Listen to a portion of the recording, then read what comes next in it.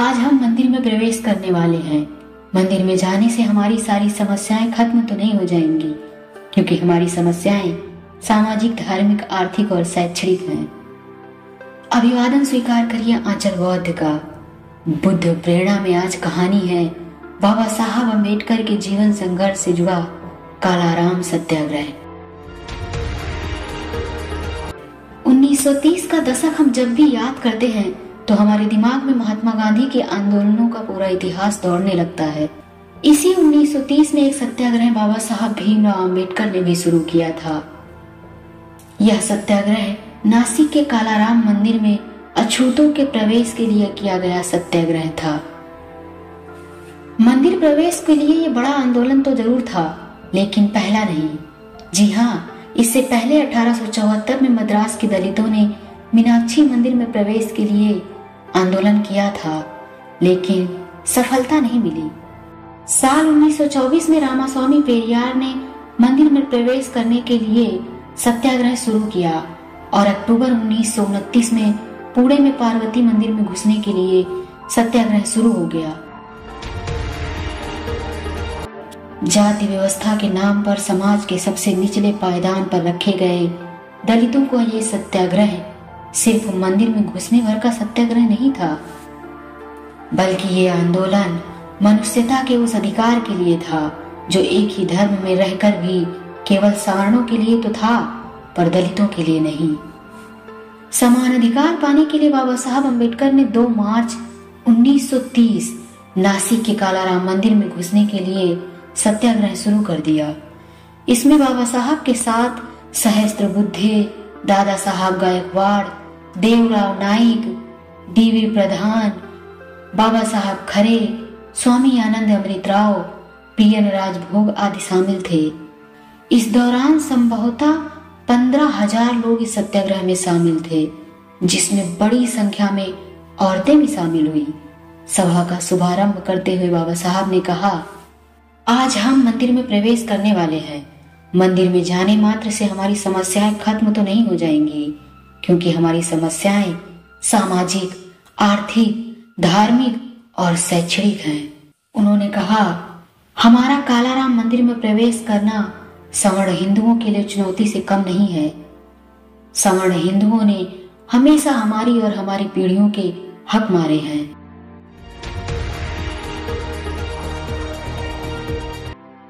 सवर्ण हिंदू हमें एक मनुष्य के तौर पर स्वीकार करेंगे या नहीं, इस कालाराम मंदिर में प्रवेश करने से यह साफ हो जाएगा। बाबा साहब ने अपने सभी आंदोलनकारियों से यह आग्रह किया था कि यह सत्याग्रह हिंसा मुक्त रहेगा। किसी भी प्रकार की कोई भी हिंसा नहीं होनी चाहिए। 15,000 लोगों की उस भीड़ ने अपने नेता की बात मान ली।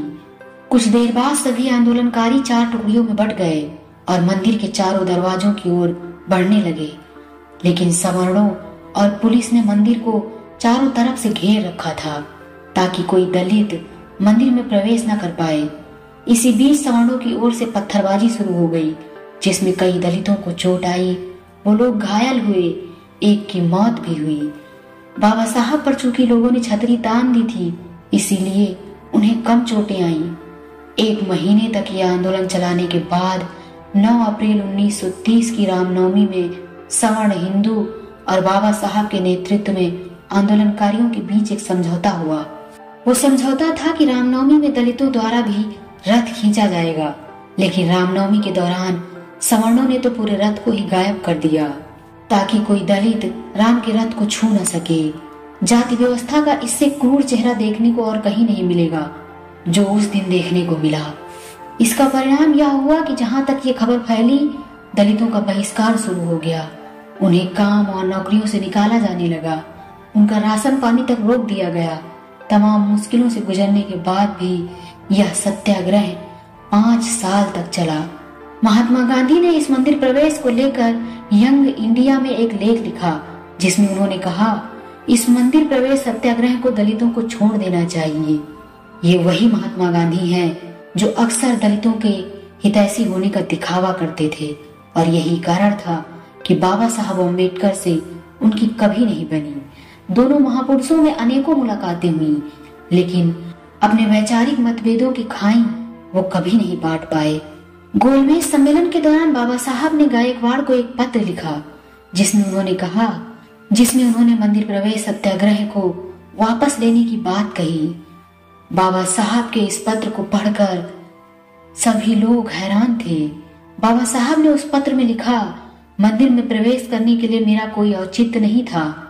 मैं चाहता हूं कि भारत का दलित वर्ग अपनी ऊर्जा और संसाधन को राजनीति और शिक्षा पर केंद्रित करे, क्योंकि शिक्षा और राजनीति है हमारी वो ताकत है जो हमें हमारे अधिकार दिला पाएगी।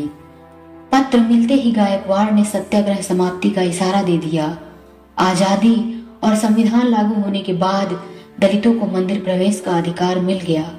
संवैधानिक तौर पर आजादी के बाद हमें मंदिरों में प्रवेश करना, जलाशयों में पानी पीना, सामाजिक तौर पर हर एक विधि विधान के लिए हमें स्वतंत्रता तो मिल गई, लेकिन क्या ये सच है?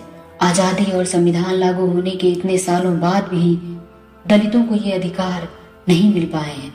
बीते सितंबर साल 2021 में एक दलित बच्चे के मंदिर में प्रवेश करने पर उसकी हत्या कर दी गई और उसके परिवार पर 25,000 का जुर्माना लगाया गया। जिस देश में मंदिर में प्रवेश करने मात्र से क्लेश हो जाता है, वहां हम आधुनिकीकरण की बात सोच भी नहीं सकते।